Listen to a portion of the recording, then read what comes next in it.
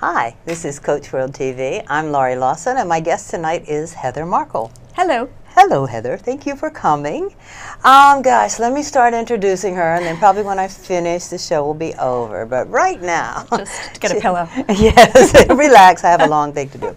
Right now, Heather is, she's the founder of something called BullBuster Cafe.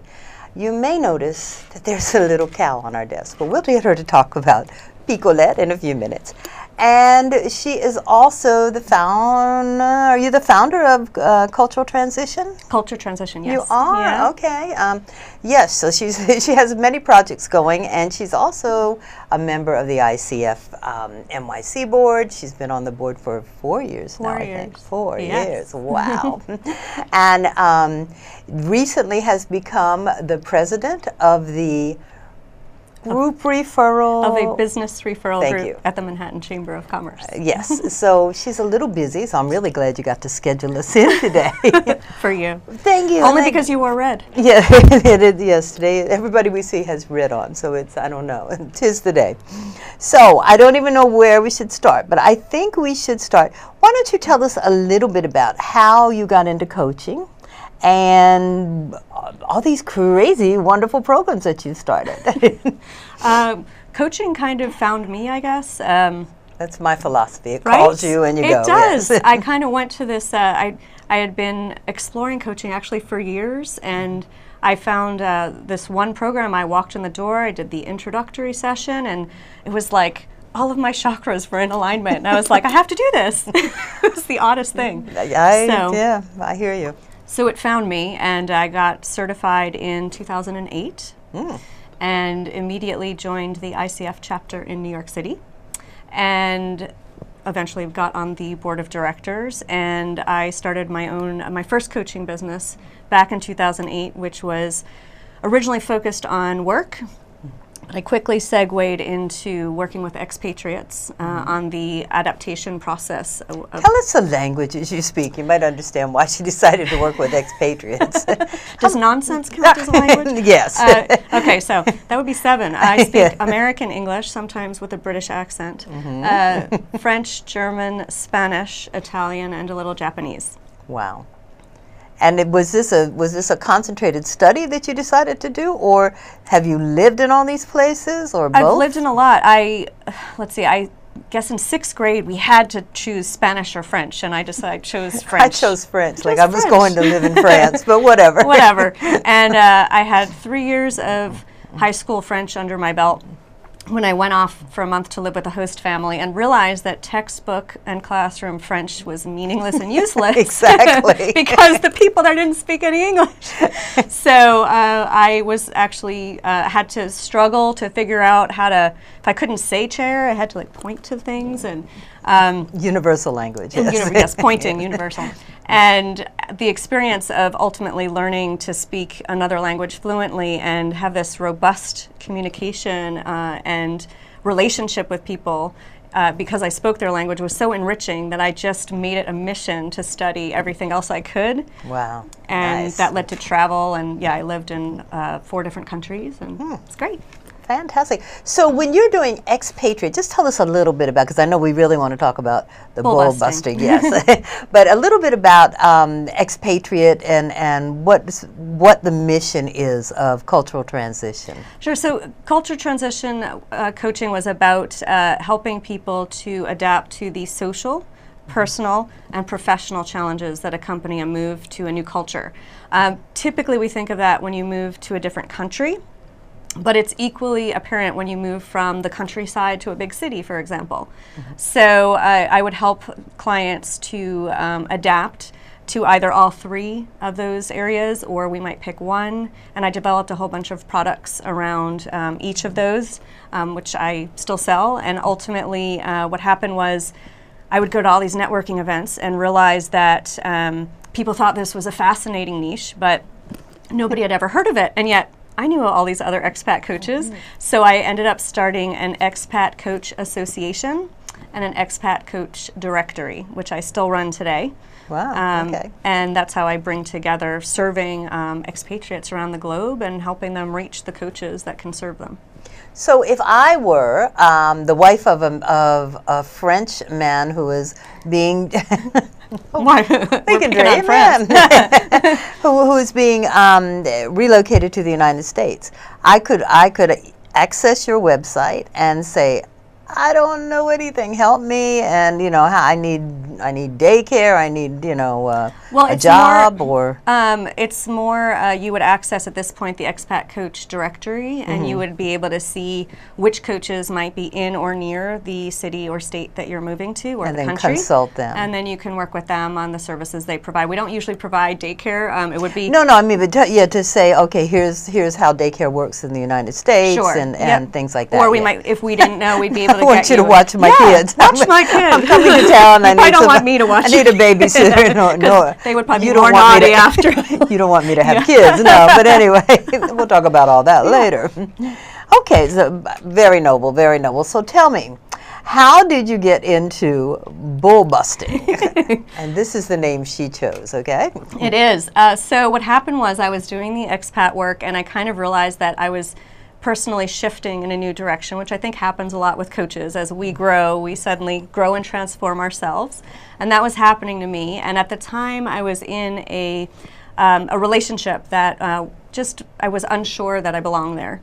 And it took me a long time to realize that I needed to leave. And in so doing, I realized that, first of all, the reason that I had, created so much stagnance in my life was because I created all these thoughts and belief systems in my mind that kept me stuck, and which I refer to as bull.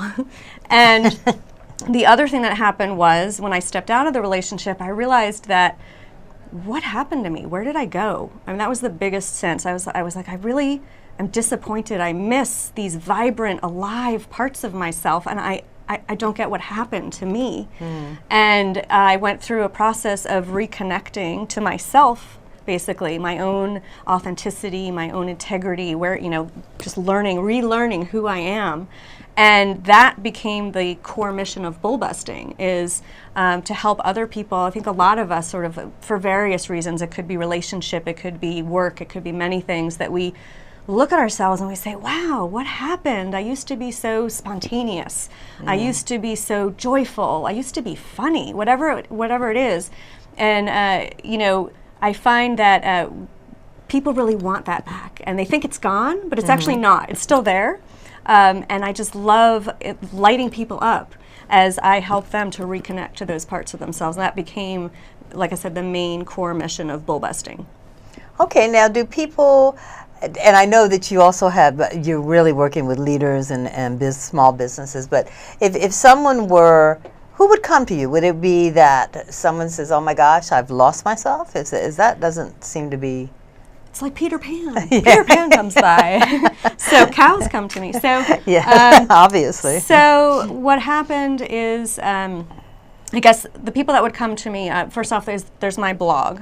So people that hopefully first come, they need a laugh. If you come to my website, it's, a lot of people come there and just crack up. So that's what I hope you get. She's also a stand-up comedian in her spare time, yes. My blog, which is called The Lie of the Day, even though it's every week. But anyway, we won't go there. So I present basically... That's the first lie. It's not the first lie. It's not really a daily lie. It's a weekly lie. But anyway, but it's okay. Because I'm full of bull too, that, have to bust. So let's just bust it. Okay. So basically the lie would be a story or an excuse or something that I have used or heard other people use to stand in the way of what they ultimately want. And so on the blog, I will present the bull, and then I bust through it. So the first are the people that come and want to know, what is bull busting? The people that I work with in the coaching area tend to be solopreneurs. I work with a lot of service-based businesses. I'm actually at the moment working with a small business, more of a mom and pop shop. So I want to expand into that as well. And basically my core work right now, it's called a personality-based marketing system. And what that means is the first part of the system is about aligning the business owner to their own integrity and authenticity. And sometimes you don't even realize it, that you just do the program, and it's got this neat piece about the alignment that I think some business owners are surprised to find, that, you know, they're this part of themselves that just hasn't quite been there. And it's amazing how much more alive the business owner becomes in that section. And then we take that, I actually make them name that section, that part of themselves, and we then carry that into a personality-based marketing system. So we take their personality and we make that an integral part of the marketing work that they do, and then we work together to implement whatever strategy we realize is appropriate. Okay, so now this works. You work with individuals, you work with groups, you work with teams. Right now, it's everybody? mostly individuals and groups. I do want to work with teams as well. I'm actually kind of trialing right now. The mom and pop business is a team, so we're going to see how we can play with the system within a team. So I would like to bring it to teams as well. Okay, and you're referring to a manual of substantial size, yeah, right? I created this program from nothing, and it was really invigorating to see. I mean, it started here, just like our thoughts, and and it became this manual that's like this big. So yeah, it's got actual. There's, you know, it's some core. There's a lot of work to be done. I created the program, I think we were talking earlier, because I realized that in the marketing arena, especially as a solopreneur, there's a lot of gurus out there, which is great, and they want to teach us about marketing, but I'm left with the impression, having followed some of them, that social media might be the only kind of marketing, and that there's these 10 magic steps that we should all be following, and then our Facebook fan page will have thousands of followers, and we'll be really popular millionaires. And the truth is that no. Not how it works. But also that if we were all to follow the same 10 steps, well, then we'd all be the same, and isn't the point in business to be different? What an excellent point. Yes, and I know, and that popped out for me too. Going back to your original question of why I started the BullBuster Cafe and what was going on. My previous two businesses, ironically, anyone that knows me knows that I love cows, and I have for a long time. And there are like no cows on any of my other business sites. And now I've developed my felt site lost there, did you? Yes. I did. Now my site is developed around the cows. And you know what happens is the more you that you become, the more you accept yourself, you accept that some people really don't like your work, and that's okay. And it's actually great, because if you're not into what I'm doing, then we save each other a lot of time. And I get to work with the people that come to my site and think, wow, she's nuts and I love it, or wow, she's really got an interesting message and I want to work with her. So it's great. So give me an example of the lie of the day. What are some of the lies we tell ourselves? Sure. So, well, one that I just recently published was called "Social Media Sucks," and I don't know if that's a lie or not, but okay. And I said it's a partial lie, yes, because I know. But what was interesting is, a lot of people just find social media overwhelming. It is a bit, honestly. But I think a lot of the times we wonder, well, here we are putting all these things out there. Is there really any point? Is it really serving a purpose? Is it getting to anyone? And as you know, I'm going to again give a shout out to Soul Friends, which is a great community. I keep seeing Heather's picture pop up on there every time I happen to get that. It is just a like wonderful. It does, except you're wearing green, but so yeah, or red. Well, so basically, I became part of this community a few years ago, and I have my blog feed there, and I noticed that they have been on Twitter retweeting my blog posts. And so, here I am just wondering, is my blog message getting to anyone? And they're retweeting it, and they've got this whole community. So they've helped me reach a whole community that I might not otherwise have reached. And then in return, I did this blog post, and I put a picture of the tweets between us and how that we were reaching different audiences. I was giving them a shout out in my blog post, and now here I am on TV giving them a shout out. So you can see how this can happen. There's just a flowing out of your message through social media. Can you contour your social media advances and experiences to what you're comfortable with, as opposed to, because I know there's a set formula. It's like you have to do 30 blogs in order to get, and you have to have 7 comments per blog, and it's like, and that's what becomes overwhelming. I mean, is that, can you tailor it to your own needs and your own comfortable level of comfort? Yeah, I mean, my theory is that you know, there's a lot of business owners that actually don't do any marketing, social media or anything, just because it's either overwhelming or they don't know where to start or how to use it. So I've worked with business owners, and we talk about the work they should do, and they don't do it. And what I've come to realize is that all of us tend to not do things. Do you know why? Because we don't like to do them.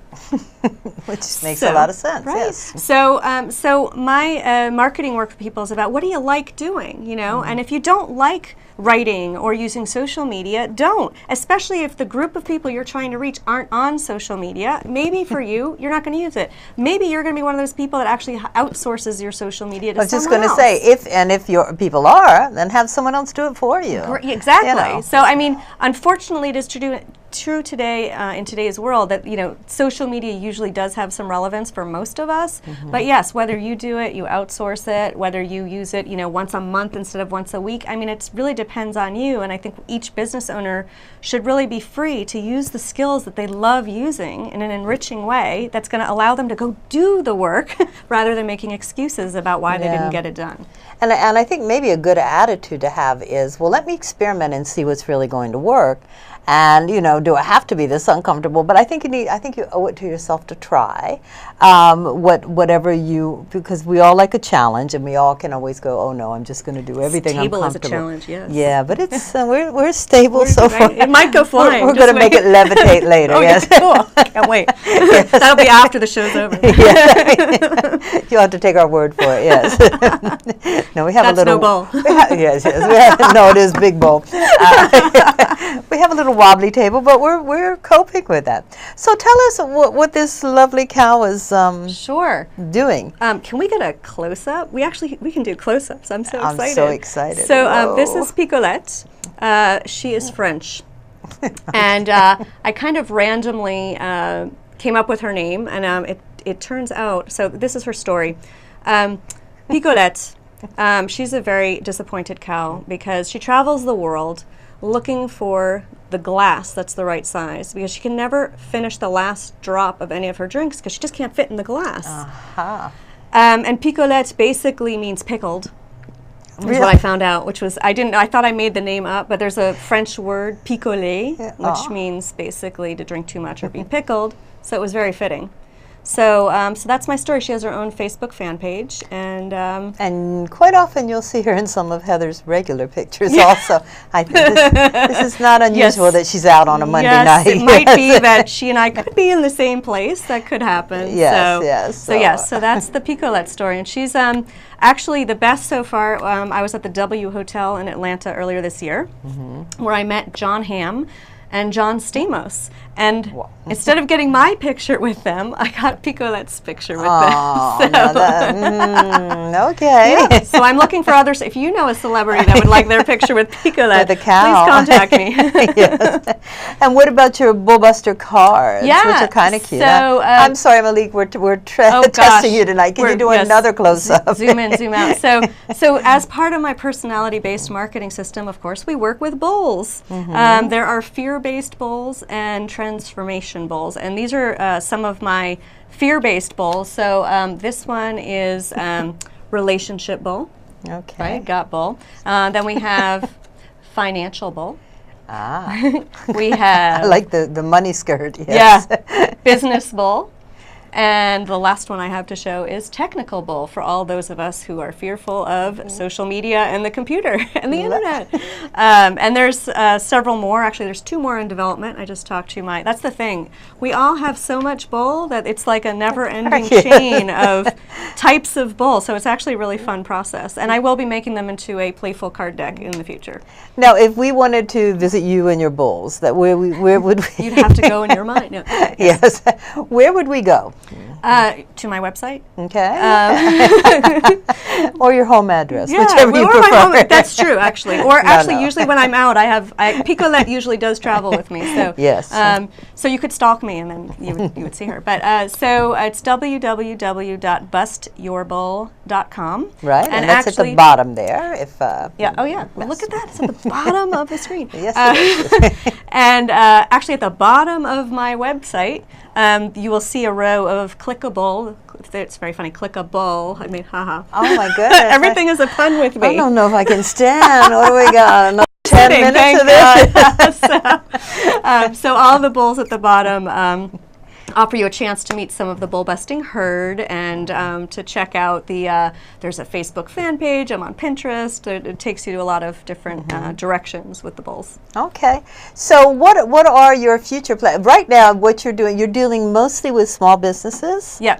But if an individual says, "Oh my God, that relationship thing you said, it's me. I got to get out of here. I lost myself." Then you could also. Yeah, what I'm actually doing. So the like I said, the personality-based marketing system has an alignment piece and a marketing piece, and I'm finding actually that the alignment piece is resonating with some people, and I've actually started making that its own program for people that feel exactly, I've stepped out of this situation, or I'm in this situation and feeling lost, and I really want to pull myself back together.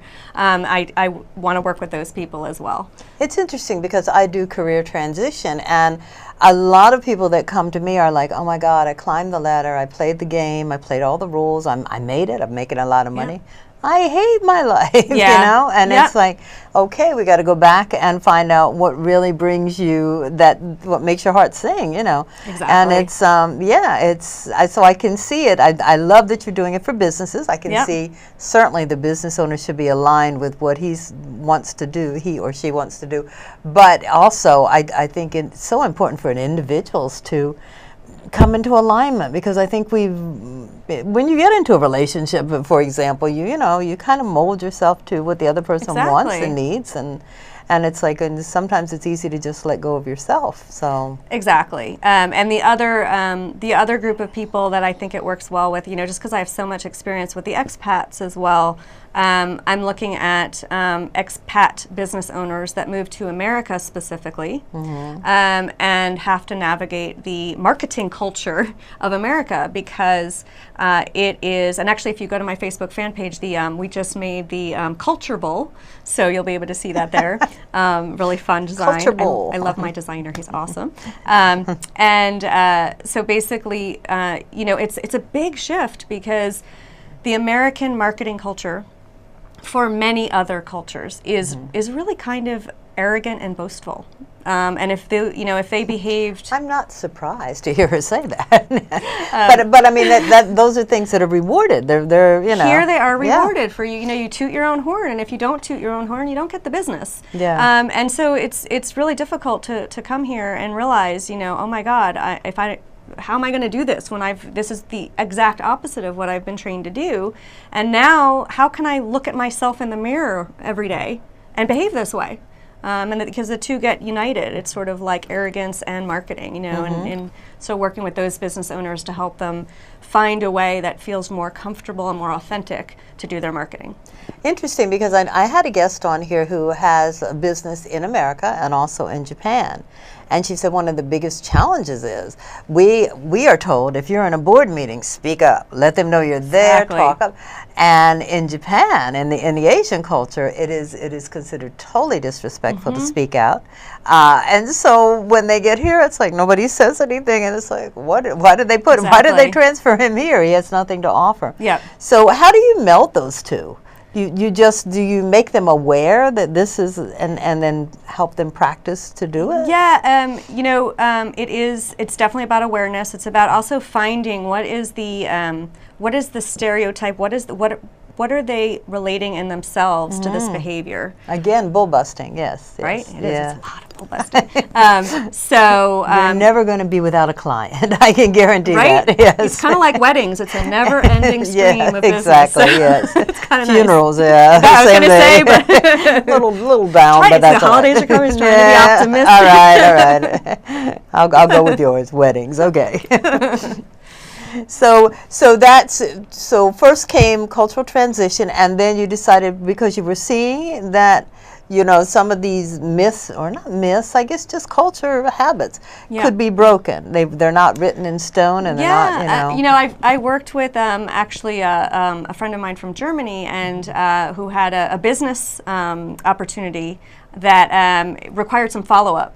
And you know, for her, the idea of following up was kind of being too pushy, and that, you know, for her was just not part of who she is. She's a lovely, lovely person, and we just talked about it, and I kind of was like, well, you know, if you went to, say, your corner massage parlor or something, and you walked in there and you wanted that massage, you just didn't have time to book it, and you told them, you know, you ran out, left your email address, and said, I'll call you tomorrow, but you forgot.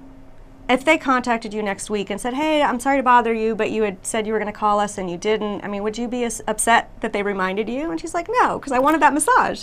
I'm like, well, exactly, this client wanted to work with you. He just got busy. And so from that perspective, she was able to just, you know, send that quick email that was just, you nice know, metaphor, and got the business. So it was great. Yeah. Okay, so what I'm afraid to ask, because we don't have that much time. Oh, are we running out of time? That's another one. Time Bull is another of those bowls, actually. No, this is reality. we have like 2 minutes and 15 seconds. Okay. And that's reality. But I just, what's next? Or time is actually a myth, but anyway.